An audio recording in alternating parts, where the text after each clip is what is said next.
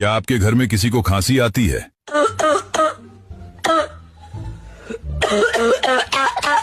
अगर आती है तो परेशान मत होइए, हमने अच्छों की सांसें बंद की हैं। तो ये खांसी किस खेत की मूल ली है? सबसे पहले एक ड्रम लीजिए, फिर उसमें 250 ग्राम सांड का ताजा गोबर डाल दीजिए। एंड उसमें ऐड करे आधा कप मेंढक का गरम गरम मूत। हाँ, सही सुना आपने। और 1 लोटा नाली के सुअर का दूध, 1 पैकेट नमक, 1 चम्मच मिर्ची और 1 लीटर छिपकली का खून और 1 किलो यूरिया। अब आपके बगल में मूसल पड़ा होगा, सिंपली उसको उठाकर इन सबको पीस दीजिए। पीसने के बाद दवा को एक लोटा में निकाल लीजिए और जिसको खांसी आ रही हो, सिंपली उसका मुंह खोलिए और चुंगी से दवा को पिला दीजिए।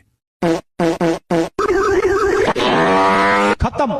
Bye bye, tata, good bye.